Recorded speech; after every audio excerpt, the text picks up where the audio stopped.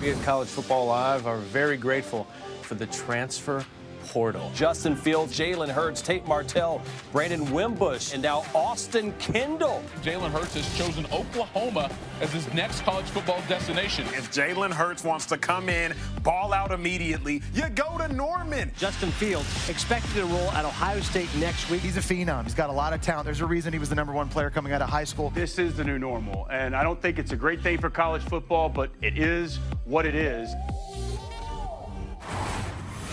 Welcome to College Football Live. Hi, it's been about 2 weeks, but none of us transferred, right? Peter Burns, Brock Huard, Mike Golic Jr. However, that has been the topic of discussion. So, gentlemen, let's get right into it, and let's look at some of the names, right? ESPN has already come out and started ranking where these guys, when they went through the portal, where they are at as far as the quarterback transfer rankings. Jalen Hurts, Kelly Bryant, Jacob Eason. Remember that guy was at Georgia for a while, Golic, and now he's at Washington. Fields and Brandon Wimbush, among others. Brock, where do you start? Which one's going to make the biggest impact going forward? Yeah, I'm most excited to see Jalen Hurts play. And I think that ranking's right there at #1, a guy that won so many games at Alabama that took them to a #1 ranking that has carried some of that burden. And, Peter, I can't wait to watch him with Lincoln Riley. I think Lincoln's one of the best, if not the best play caller in all of college football. And he's going to have to do it a little bit differently with Jalen because his skill set is different than Baker's. It's different than Kyler's. And I can't wait to watch him utilize Jalen in the running game, the QB running function of that. They got to replace some offensive linemen. There's going to be some new pieces, but just the ability of Lincoln and in that system, the flexibility of it, I can't wait to watch Jalen perform. No doubt Jalen's going to be excellent heading over to Norman. And there's a couple options here. Obviously, Justin Fields and what's hanging in the balance with his potential eligibility for this season at Ohio State in Ryan Day's offense that we know did so much for Dwayne Haskins. But I look at a guy like Kelly Bryant, a proven winner, a guy who we saw at Clemson ball efficiently, maybe not with the top-end production that obviously got him replaced by Trevor Lawrence, but in that offense in Missouri with Demarie Crockett and the rest of that backfield there, loaded with talent that they're going to have. I don't know. I'm interested on this one. And, Peter, I know you're going to be spending a lot of time in the SEC covering this guy. What do you expect to see from Kelly Bryant in this new offense for him at Missouri? Yeah, he also got Jonathan Nance, the kid that was a wide receiver at Arkansas. He transferred in. And I think this has a lot to do, guys, with Drew Lock staying an extra year because he wanted to see how he could develop under the play calling of Derek Dooley, who was calling plays for the first year. That was a success. So naturally, we'll see if Kelly Bryant can take it to that next level. I'm interested in the guy that I used to cover here, Brock, in the SEC, which was Jacob Eason. He's headed up to Pac-12 country, your neck of the woods. That could be a perfect fit in a guy that, heck, we forgot about almost for a full year. Yeah, he stands about as tall as the Space Needle here behind me in the picture, and the expectations are about just as high here in Seattle. You know, it's amazing. Jake Browning was the biggest winner in Husky history. He has every record. I don't think it will ever be written out. He will sit at the top of all of those because he was a 4-year starter. But people are really ready for that Jake to move on and this Jacob to come in. And they're totally different players. From what I know, being around the program a little bit and listening to those, you know, ignorance is bliss at times when you play quarterback. There's times you can be paralyzed, paralysis by overanalysis. I think Jake Browning got to that point at times and in stretches, and Jacob Eason's the exact opposite, man. He wants to come in and wing it all over the field. I think that will be refreshing to an offense that returns just about everybody minus Myles Gaskin, and really high expectations for Mr. Eason in town.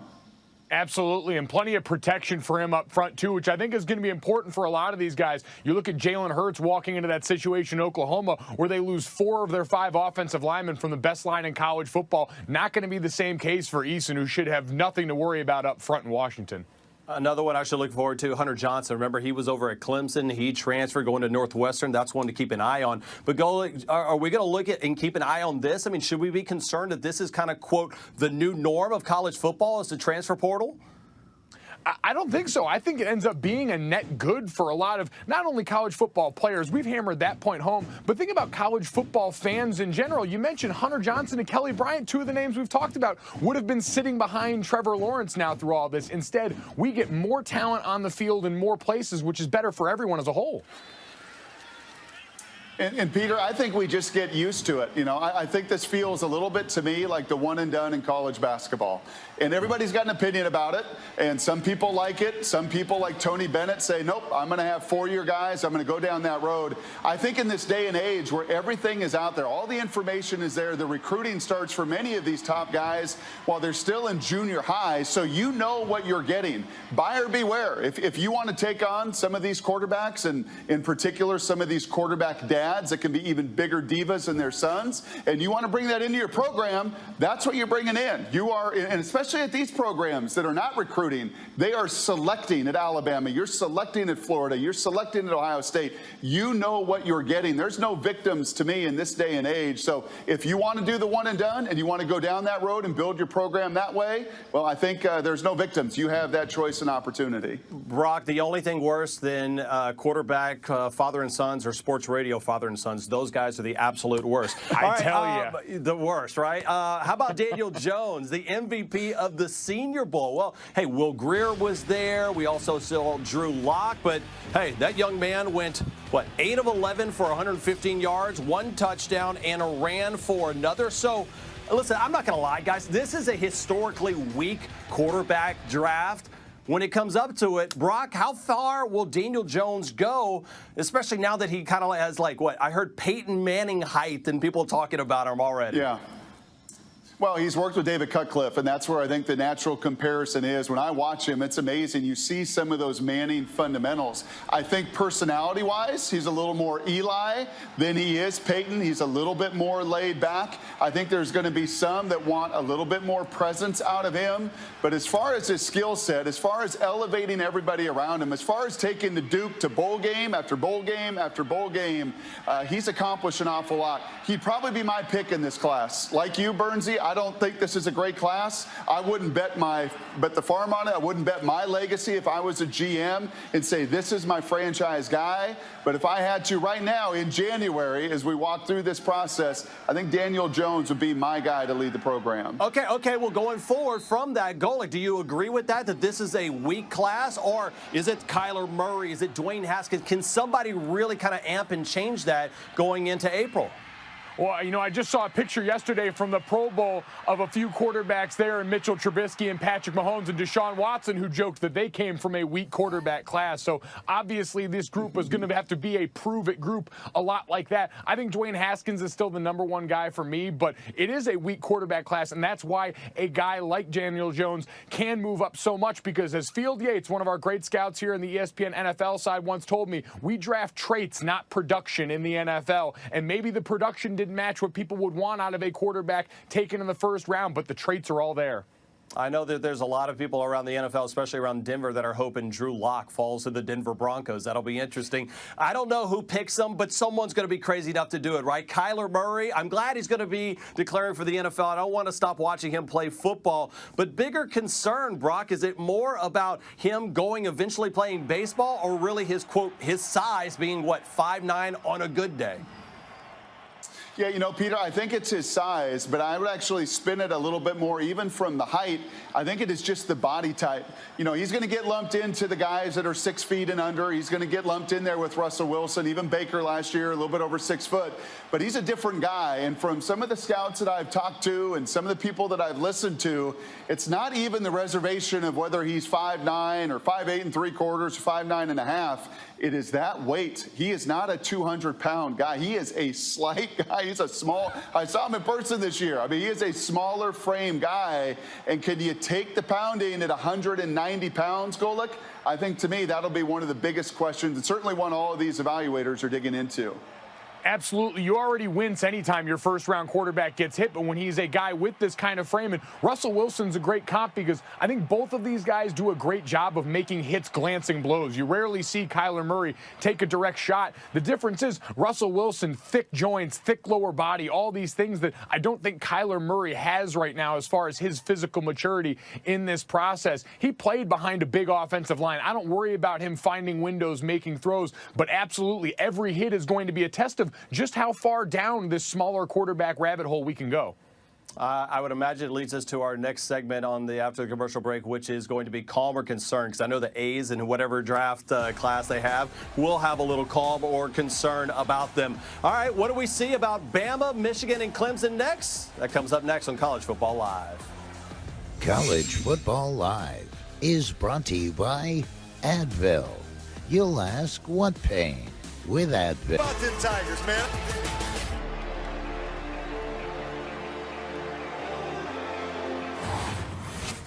44-16. That really was the final score of that game. Although for the Clemson Tigers, they lose a lot on defense. And according to Todd McShay, Dexter Lawrence, Christian Wilkins, Clelin Ferrell, and all of those guys ranked in the top 20 for the NFL draft. All right, it's time for a little calm or concern with Brock Huard and Mike Golic Jr. along with Peter Burns here.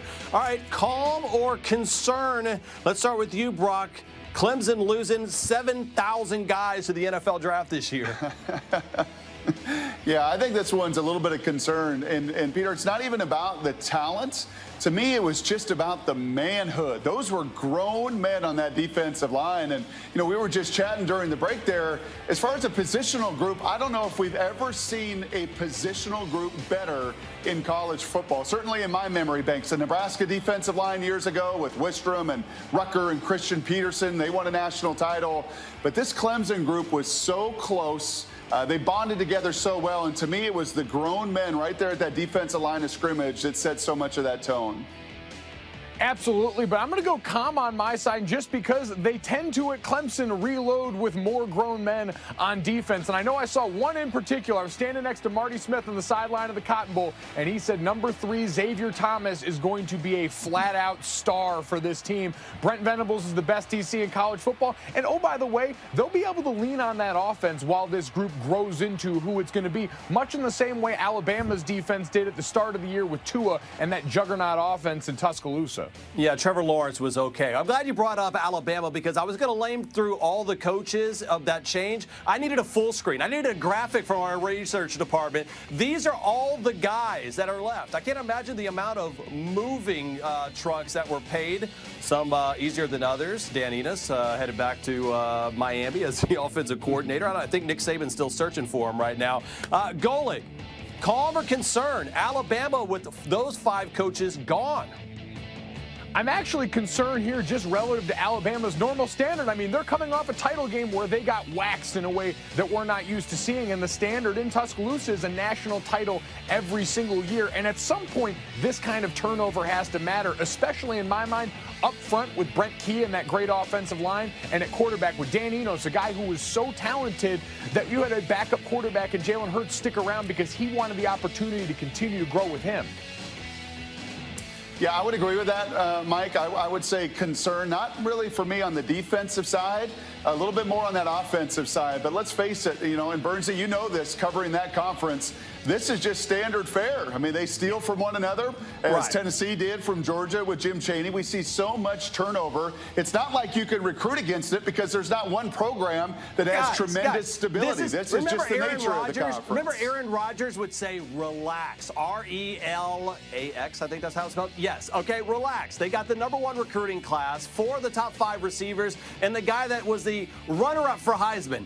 They'll be okay, all right? Just relax. Now, I don't know if I can say that to Wolverine fans, and I'm sorry, I don't mean to upset you right now, but let's take a look at the facts, guys. The last 2 times we saw Michigan, they lost 103-54 combined between Ohio State and, of course, Dan Mullen's Florida Gators. So, Brock Huard, calm or concern about what happened? Is that a hangover for the Wolverines going into 2019?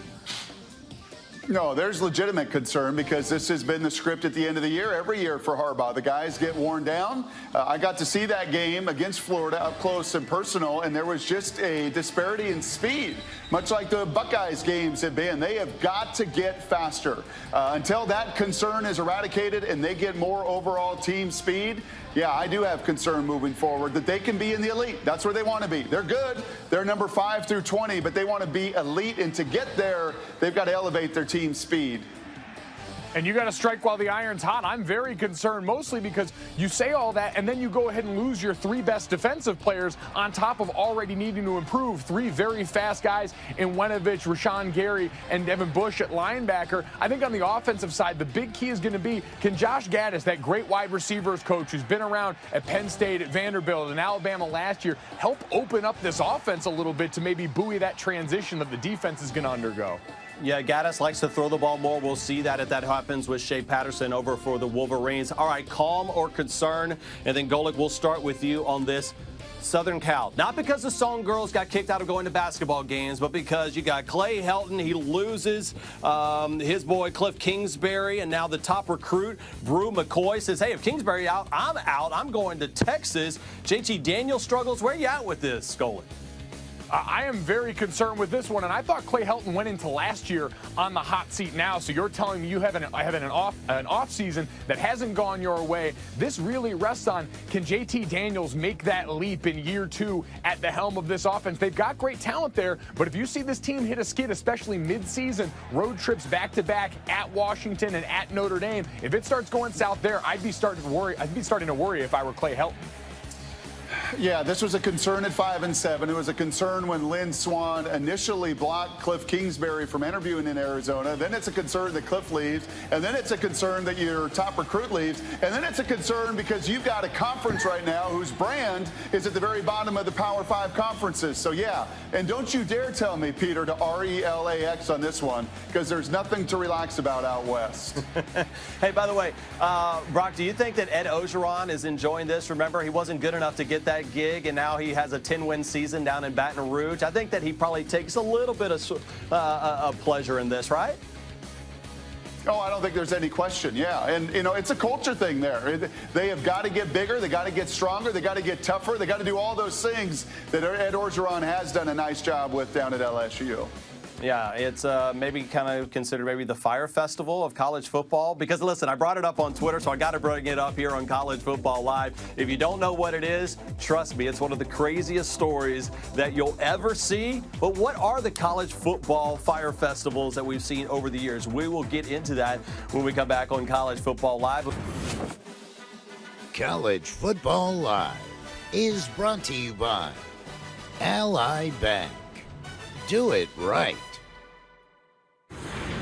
All right, we've been off for about 2 weeks here in College Football Live, so we've been watching a lot of documentaries, getting a lot smarter. How about the Fire Festival? You've all seen it, right? Just in case you don't know what it's all about, it was this unbelievable festival that was going down to the Caribbean, thrown by this guy by Billy McFarland. All these great names, these music acts that were going to show up until they didn't, and it became an absolute disaster. I mean, you knew as bad guys when Blink-182 was like, whoa, Golic, I'm not even showing up for this thing, right? That's when we knew it was a little bit of a tip-off. Between that and the sandwich, we knew it was all going south from there.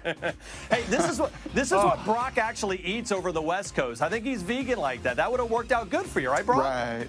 That fits into the meal plan? Yeah, sure. All right, so I asked this question on Twitter at Peter Burns ESPN. I said, what is the Fire Fest of college football? Golic, you were way too happy to jump in on this, so tell the public what you thought. I mean, I think Lane Kiffin would seriously be the only person we could bring up who would think the Billy McFarland comp was a compliment at this point. You look at basically every stop along the way, but hell, Tennessee even matched the color. You had the orange tiles going out. We're going to be singing Rocky Top. It just fit too naturally for this guy. Yeah, it's pretty amazing, really. You go back to Oakland Raiders, to Tennessee, to USC, and now down at FAU. But Lane does not mind mixing it up. I mean, I think that's the one thing about him through all of those stops. He's not necessarily been apologetic. You know, I don't know about the whole group with the Fire Festival. They ever even apologize, Burnsy? Because I don't think Lane really minds too much. No, I was going to say, and just like the Billy McFarland, Lane Kiffin probably owns a jet ski that when things are bad, he just takes off on it. How about Miami football? Because honestly, Miami football last 2 years have been kind of a Fire Festival. But let's be honest with you, had Fire Festival actually been pulled off, that would have reminded me, Brock, of like the 80s, 90s with Michael Irvin Miami Hurricanes, right? Yeah, I don't think there's any question about that. Those guys, likewise, have a wonderful time partying. They did not mind mixing it up. Those were the dudes that had all the rolled-up jerseys back in the day. And actually, my brother played down there, the old Whammy in Miami. Damon was the quarterback when he broke their streak. And I remember Damon calling me and saying, after they had a walkthrough the day before, he's like, man, I've never seen anything like this down in South Florida. These guys are a whole different breed. But, yeah, this year, a little bit disappointing. Not even a little bit, a lot disappointing, as ultimately Mark Richt decides to step away, Golick. Yeah, the turnover chain was like the hype video for Fyre Fest, and then what we got on the field in their bowl game was a little more like this year. What about the game of the century, Peter? I feel like this falls right into this category. Wait a minute. This is close. So how was this? I mean, that was a great game. That lived up to the hype, right? Come on, it was, listen, 9-6, and you were pregnant with fear that the game was going to come down to any one of those plays, Golick Jr. And by the way, it was the last time LSU actually beat Alabama. So I think that's one. I'll go with you. You played for Charlie Weis. I mean, if you're going to hit me where it hurts, how about the Charlie Weis era? Wow, we really had to go there. Charlie Weis went to 2 BCS games, I will have you know, all right? In the Notre Dame era since Lou Holtz, that was unparalleled success for up at the time. Coach Weis is my guy. Don't do him like that. Come on. Hey Brock, have you ever seen? Hey, Birdsey. Yeah. Uh-huh. Did LSU cross the 50-yard line in that game? They won 9-6? I'm trying to remember between the two. Yes, they did. That was the national championship game, okay, that they didn't cross the 50-yard line. All right. Played between kickers. You're going to rip LSU for bad postseason big games. What about the guy sitting over there to your right? That's Mike Golick Jr., played for Notre Dame. It always happens. Wow. We'll be back tomorrow at outta here. 4:30. More yelling on College Football Live.